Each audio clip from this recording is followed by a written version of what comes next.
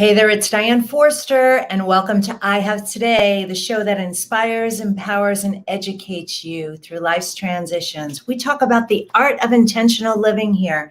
And today I am very excited about my guest and this show. Our topic today and our theme is learn how to walk your own path. And my guest today is author of Made in Crisis and CEO of Human X, Arif Anis. This man is extraordinary. I cannot wait to share him with you. Let him share his upbringing, his background, how he got into the work that he's gotten into. His bio is incredible, which I'll read when I introduce him. And you are in for a treat today, because when I first was introduced to him, he wowed me, and I said, I need to have him on my show. And then he sent me his information, and every word that he speaks and writes just moved through my soul, and I hope you experience the same thing as well today. So again, our theme for today is learn how to walk your own path. And our intention statement is something that we do every week on I Have Today, and that is your mantra for the week. That's the statement that I want you to say all week long, and what we do is we create wallpaper for you for your phone so that you can go to my Instagram page at Diane Forster Official and download it there. Take a screenshot of it there and use it on your phone. And it is, I have today to walk my own path. I have today to walk my own path, which is something that I want to get into with Arif as well. Stop, trying to copy somebody else's dream or following somebody else's footsteps. Yes, it's good to admire and idolize and have mentors, but you're here on this earth to live your own journey, and you have your own path, and you need to have the courage and the strength and the bravery to follow that path. And we're going to talk about that today. So I have today to walk my own path. So you can get your wallpaper at Diane Forster Official on Instagram. Okay. All right. Well, without further ado, let's bring on Arif Anis. Hello, Arif. Hello, Diane. I have today. Yes. Yes, you do. I have today too. That's all we have, right? Absolutely. You know what? This is everything we do at I Have Today is about that, and being really intentional and present. It's true. It's all we really have. So, well, I can't wait to talk about you, learn more about you, share you with the audience. We actually are doing something different right now. We are live, by the way, this is for the viewing audience. We are live on E360 TV, the E360 TV network. We're also live on YouTube right now, and we're live on Facebook. And on YouTube and Facebook, it's at Diane, I Have Today with Diane Forster. And if you want to write in comments or questions, the place to do that is on Facebook at I Have Today with Diane Forster, because we can see those comments live. So if you have anything you want to share, that would be the place to do it. But we're also testing something, and we are also live on Clubhouse right now. We haven't done this yet. So, oh, hey, Angela, I see you there. Nice to see you. Ping a few people in the room so they can learn from the 2020 Brain of the Year winner, Arif Anis, today. We're going to have a great conversation. So, all right. So before we get into the interview, I want to share a little bit about you with the audience. Arif Anis, author of the bestsellers I'm Possible and Follow Your Dreams, and co-author of Made in Crisis, has been a globally celebrated thought leader in the personal growth and success industry for more than 20 years. He has coached corporate leaders from Fortune 500 companies, heads of states, movie stars, and CEOs in emotional intelligence, crisis leadership, nonverbal mastery, influence building, and reputation management. Anis is an influence magnet, and he has been voted Brain of the Year 2020 by the famous Brain Trust UK, a trophy previously awarded to Professor Stephen Hawking and astronaut Senator John Glenn, among many others.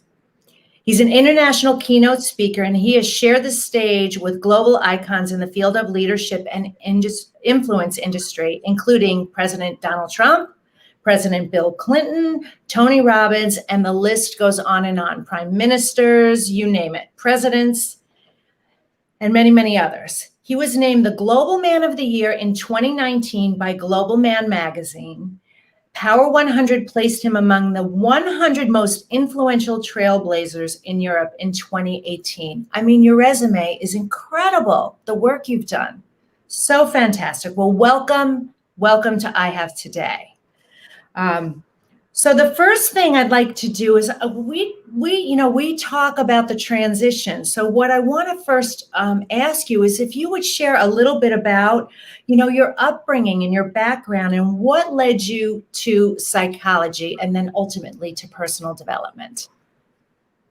Hi, Diane, again, and the viewers and the listeners. I'm very excited about the Clubhouse because I haven't done it, so that makes it even more interesting. Well, many thanks for the CV. And when I look back and I look at the journey, and it definitely resonates with what you share, the intention statement. Yeah, walk your own damn path, right? Walk your own path. When I look back at my initial steps, I was born in Anga, Son Valley. That's kind of a godforsaken place in Pakistan.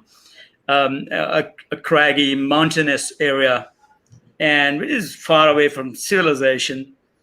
It's a very beautiful place with lakes, waterfalls, jungles, natural pools, and ponds, but definitely something far away from the cities. Like the place I was born, it didn't have electricity, the basic necessities, the water. So I stayed there till I was 13 years. And I was raised by a family of shepherds. So, yes, I was also a shepherd. You were a shepherd, amazing. Yes, a shepherd with my own flock. And yes, I'm a writer as well. And I still believe that I got a lot from that background when I was in the valley with my flock grazing around. And I was in the scenic beauty of nature, mountains all around, and spellbinding. Like when I imagine that thrills me. So I stayed there till I was 13, and then I moved to a bigger place, a bigger city, thanks to an uncle who actually came to rescue me because there weren't many possibilities to educate myself. I moved to Multan, and somehow I was exposed to learning. I actually discovered books. I discovered the world around myself that was non-existent in those mountains. And while I was doing this, I fell in love with psychology. Somehow I learned about Carl Jung, Sigmund Freud, and all those people who definitely shaped the world we are living in these days.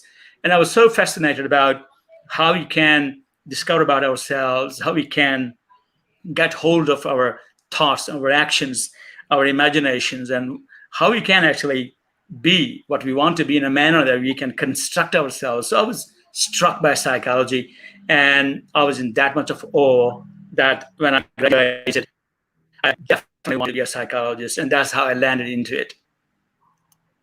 So fascinating. So fascinating. And then, you made a shift in your career several times. You shifted from psychology to executive education to civil services and ultimately landed in personal development. So fascinating. What led you to that decision to, move out of psychology and ultimately end up in personal development?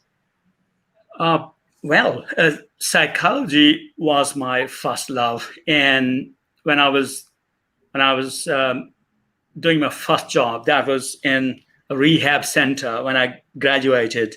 Once I became a clinical psychologist, I started treating psychotic patients, and I felt that this was a bit too much. Like that side of the spectrum that existed, where people say, bipolar patients, schizophrenics, and I felt that, oh my God, this the abnormal psychology isn't for me. Like, I understand those people who do it. I would salute them. That is a nerve jangling job.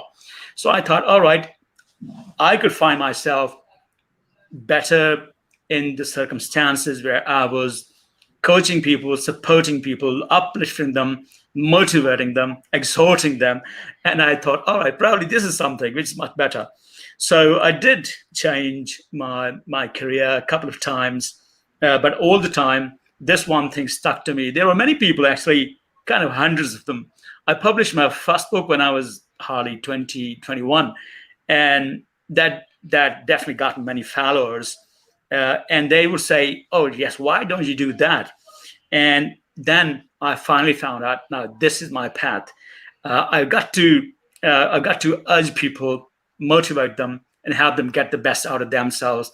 And that then stuck on with me kind of forever. Yes. It's such a rewarding feeling, isn't it? When you have, when you get to help people that way and really see the transformations and the changes in them. And I was reading in your notes here that you work with presidents and celebrities, famous people all over the world. I know why now. I know why after reading your work, but that's just got to feel so empowering and so rewarding for you. One of the things I wanted to ask you is talk about the Brain of the Year award. Congratulations on that amazing accomplishment, by the way. Thank you so much, Diane. And it's such a big, it's such a big crown, actually. When you are put in the league of geniuses like Stephen Hawking and those people, I'm in the awe of all what it is, because I got this email probably last October from Raymond Keene, OBE. He's one of the grand chess masters who are alive. One of the few people, right? The rarest of the brains. And he sent me this email telling me that, we came across your work, and this was 1 million meals. This was a project that's just 10 days back awarded by the Prime Minister, Boris Johnson, recently. And he said that we were so thrilled about this work, and we are aware of your academic credentials and your books, and we feel that you deserve this trophy this year. So I couldn't believe when I read that email. So I was so humbled, because one of the Brain of the Year award holder, trophy holder, Prince Kaspersky, he was, after when I won that, he told me he actually won this 3-4 years back, and he said, Arif, be very careful, because I won this couple of years back, and whenever I commit any blunder, my wife, Princess Petrina, I guess, she looks at me and says, yeah, you are the one who won that Brain of the Year trophy. What an amazing accomplishment. Wow. So what has really been the biggest challenge for you, and how did you overcome it? Well, the biggest challenge for me, particularly when you look at my journey from shepherd to actually evolving into, say, entirely a different being, that has been to challenge my limitations, because the place I came from, definitely all what actually happened later, that was just a huge dream, kind of something that might never happen. So there were many fears, and they were so crippling in many ways. So I wrestled with those fears in first place and traveled from impossible to possible, thus authoring my book, I Am Possible, that later inspired countless people and became a battle cry for many celebrities, including Miss World, pageant, and Katy Perry, herself. So burning quest to find my purpose, it aided me to weather the storms on the way. I used to question the meanings of existence. Why am I here? How can I change the world around myself and make it a better place? And gradually I realized that even while I was trying to configure the purpose of my life, that even if there was no divine purpose for ordinary lives could still serve some divine purpose. So the biggest challenge, limitations, and conquering them one at a time, gradually growing up every single day, because I have today. I love it. I love it. Well, we're on the same page about that, right? You do have today. I want to talk about your book, Made in Crisis. Can you share a little bit about that? Yes, this book is somehow a byproduct of the biggest crisis we are facing in our lifetime, that is the pandemic. Since we understand that the entire world experienced this horrific pandemic that unsettled it in many ways for the last now more than, say, 14, 15 months. So when the pandemic hit the United Kingdom in March 2020, that was the time when I was leading my 1 million meals campaign. That time I came across a severe lack of clarity and failure on the part of the leadership and the global leadership. In many ways, the last 1 year, 12 to 15 months, they trumped a few of the most settled leaders of the world. We found out that the pandemic spread like a wildfire, and the people who were supposed to lead their nations and the world, they crumbled. So I started investigating into the failure of leadership, but not only the failure, also the success stories.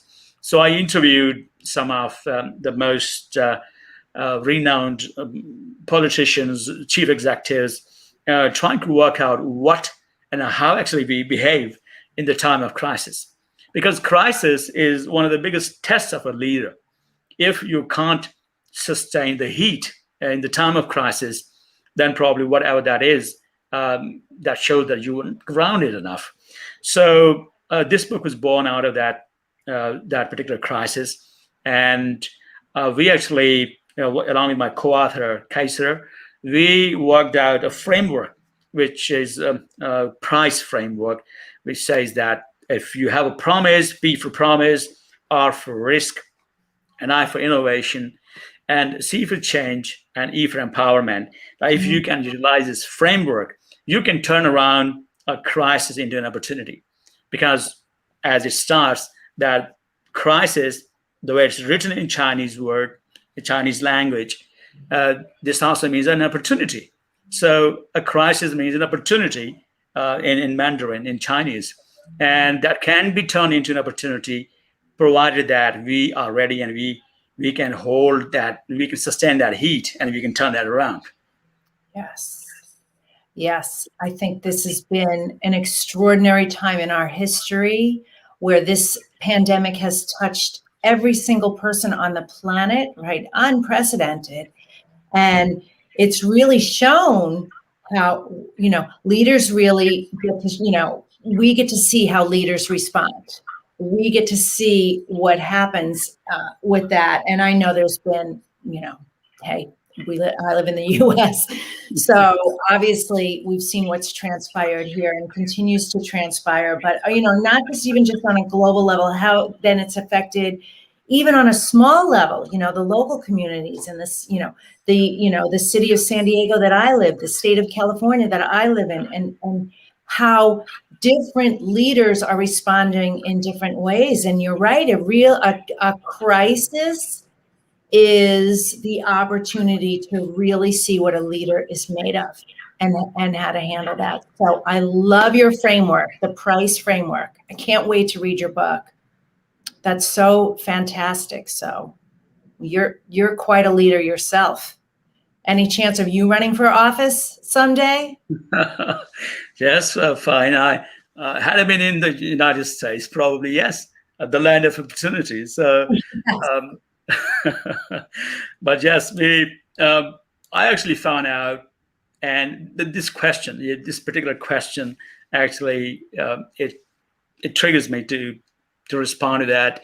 That the best leadership is to serve people, and that's what in the last say in the last half a decade, I've dedicated a lot of my time to the not-for-profit purposes, charitable purposes, and I think this is the kind of leadership, the servant leadership, I believe in. That's what the world wants. The world doesn't want many braggarts and to the egotistic people who are full of themselves, but those in fact who can build bridges among communities across the world and hold hands and serve. So I would definitely keep on awaiting any opportunity that allows me to serve. That's so beautiful, because it's in there, getting down, and the actual connection, and what you're doing is work that is so purposeful. I mean, it's feeding a million. What was the promotion? It was called 1 million 1 meals. million meals campaign. 1 million meals campaign. That's incredible. And that's a sign of a true leader. Like you go right to what the problem is, and you're in there creating a solution for it. And we need more leadership like that, especially now. And this time, this pandemic, I have seen has brought out truly the best in people and the worst in people. And it's always a choice, right, Arif? It's always a choice. Which road do you want to go down? Which path do you want to take? Which one do you want to walk? And you're walking the one that is really in service to as many people as possible. It's so beautiful. It's humble. It's wonderful. It's wonderful. So, all right, let me ask you a question. I ask this of all my guests, and I know I'm going to love your answer, but how do you live the I Have Today way, in your life, which is intentionally with passion and purpose? Hey, Diane, your statement and the title of this show is so close to my heart, because this is something that has been impacting me right from the day one. When I was born, and all those resourceless days, when I was looking at what can I do with my life, and how can I change this world to a little extent, to add some value to it. I think this I Have Today is such an empowered statement that definitely, that's kind of a battle cry. Probably it was Kurt Hahn who said that there is more in us than we know, if we could be made to see it. Right? Yes. Probably for the rest of our lives, we will be unwilling to settle for less if we actually know what are we capable of doing. Right. So you can't fathom yourself exactly, and there is much more in you than you think, that we think. You're stronger, faster, abler than you think you are, and this is true for most of us. So we don't need to be afraid or scared to give your fullest and roar with the might, with the energy, with what we have our inside. Yeah. So I believe that it's imperative that we take every single day as a gift. And that is, in a way, in fact, because we don't know what's going to happen. It is a mystery. And while it lands in our lap, we have the 24 hours, the amazing 24 hours to make something out of it, to create some impeccable, awesome memories, and to help and to inspire and to be a better version of ourselves. I'm not the one who would say that, yeah, you can be anything that you can be, you want to be, in fact, but just every single day, we get this amazing opportunity to be the best version of ourselves. And this is one thing which is a message of possibilities, because every day we have the 24 hours to realize whatever we can become we can be. So it resonates with the book I mentioned earlier, I Am Possible. And one of the core mantra, and thousands of people across the world have actually participated in raising that one. That is, I am possible, and the time is now. So the time is now actually is I have today, because this is the best time to be whatever I can be for the rest of my life. So much richness and goodness in everything you said there. Yes. And it is, I love that about I'm Possible. And it is the message of impossibilities. And I love what you said. I don't believe in failure or mistakes. Those are words that I don't even have in my vocabulary. I believe in lessons along the way and growth opportunities. So if you can operate in your life knowing that the only way you fail is if you stop and you quit, right? And I'm going to quote you because you said, life is not a straight road.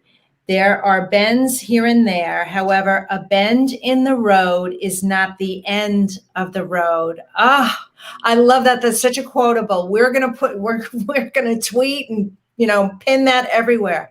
So beautifully said. A bend in the road is not the end of the road. And so every single day, and you're living the I Have Today way, which I love so much, is your opportunity to show up better today than you did yesterday, and to dream big and go for what it is you want, because the only limits we have are the limits we put on ourselves, and that this universe steps up. And when you say yes to you, the universe goes out of its way to bring you everything you need, and then some. So that's why I love that. I'm Possible, and just be open to the possibilities. So, well, you're a soul brother from another mother. That is for sure. Oh, I love it. I love it. Okay. Is there one? Oh, wait, I just have to quote you here too. You said, when you got to do it, screw it, just do it. I love that too. So good. Is there one final piece of advice that you want to share with our audiences and with the world? Well, there's just when someone asks me this question, I feel a bit odd, because it just puts me on a pulpit where I can tell people what to do, and I don't think so, that because I've made my own fair share of mistakes and blunders in my life. But yes, not an advice, but the way, it can be probably my perspective. What I learned in life is that it is essential to walk your own path. Mm-hmm. And when I say your own path, that is making your own path. Because there are roads and there are motorways and there are walks in the woods, they exist. But making your own path by actually walking it. So not towing the line because that's easy, it's already there. Not copying your parents and your siblings or significant others for emotional reasons. In my view, it must spring from your own being, your own presence, your own existence. Mm-hmm. And you must not be deceived by the trap that you're walking your own path while you're trudging along with, say, societal norms. Mm-hmm. And some are already, the blueprint available, you pick it up and you start running with it. Well, there's nothing wrong with the norms and even finding a blueprint, but you can walk out, you can actually copy someone else's dream or someone else's path and adopt it. If it springs out of your own being, then this is truly you. And unfortunately, you will never embrace the essence of your existence until you walk your own damn path. Because you said the life is not a straight road. There are bends here and there, but they're not the end when a bend of the road, a bend in the road is not the end of the road. So we can recover from any shocks as long as we know this is what I'm living, and I know that. I know my purpose. I know my existence. I know why I'm here. And once we figure out the why, the how is probably easier to get down to. Agreed. 1,000% agreed. I say, you need to know what and why. Don't worry about the how. It's actually not your business. It'll be revealed, but the what and the why. So well said. I love that. Yeah, I mean, the road is definitely not straight. And honestly, Arif, how boring would life be if it was, right? Okay, you're just going to go. All right. The magic is in the uncertainty and the unknown, as you know, and you teach that so well. Yes. Yeah. Beautiful. I guess you're so right. When every single day, we get into this while not knowing how it ends up, in fact. And that is the most fascinating thing. Otherwise, the life would have been so boring, actually, just living the same thing every single day. So every single day, embracing something which is unknown. And then, yes, there might be setbacks and there might be disappointments, but no matter how great the setbacks, how severe the failure, one shouldn't give up. You pick yourself up, you brush yourself off, you push yourself forward, and you move on. You adapt, you overcome, but you don't just give up. And you only lose when you give up. And we only lose, actually, when we give up. So we're not beaten until you give up. So walk your own damn path, and you never give up. Love it. Walk your own damn path, and you never give up. I want to thank you so much for being here, Arif. I've truly enjoyed this interview and love that you are now in my life. Can't wait to read your books. Made in Crisis and I'm Possible are the two I'm starting with. What we're going to do is we're going to have information in the comments section. How can people find out about you? Through your website? They can reach me via social media. I have a personal website. It's arifanis.com, and they can actually reach me there. Fine, I'm on LinkedIn, I'm on Twitter, I'm on Instagram, all the places where we all ought to be. So yeah, I can be discovered from there. And yes, I keep on writing, I keep on publishing, and most likely my next book will be out in the next 6 months or so. So yeah, you can find me through my books, you can find me through my videos, you can find me through my website. And in any ways, if you can become part of this amazing journey that Diane and so many amazing people started, and I'm actually part of that journey as a fellow traveler, walking your path and exploring possibilities, and yes, making a difference every single day. Yes. Beautiful. Beautiful. Well, we will have all links to all of your information in the comments section. And I want to thank you so much for sharing your today with me and with us and with the audience, with the world. And I'm so grateful to you. So again, learn how to walk your own path. I'm with Arif Anis. Please follow him. Please read his books. And I hope to have you on the show again someday soon. I do. I want to thank you. Sure, Diane, and all those amazing viewers and listeners. Great to be in the clubhouse for the first time. Yes. So it's such a privilege being here with you, and definitely part of this amazing show I have today. All right. Well, thank you so much. Have a beautiful today. I'll see you soon. Okay. Wow. That was amazing. He's incredible. I honestly cannot wait to read his books. The work that he's doing is incredible. Mission Possible, 1 Million Meals Campaign. He just wrote a book on the crisis going on in the world. He co-authored that, Made in Crisis, where they break down the price framework on how to be a better leader. What could be better than that? So thank you guys so much for being here today. We would normally do a mantra meditation today. We are actually going to skip that today This is because this is a special edition of this show, but what I'm going to offer you instead is the opportunity to get some of my mantra meditations for free. So there is a link. We're going to show it right here. It's called DianeForsterGifts.com, DianeForsterGifts.com.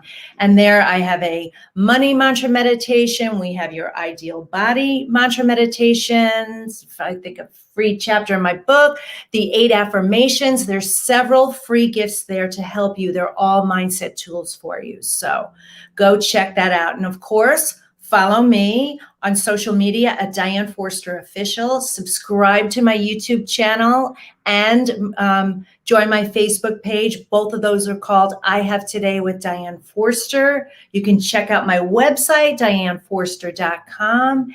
And we will see you next time. Take care. Love you madly. Bye-bye.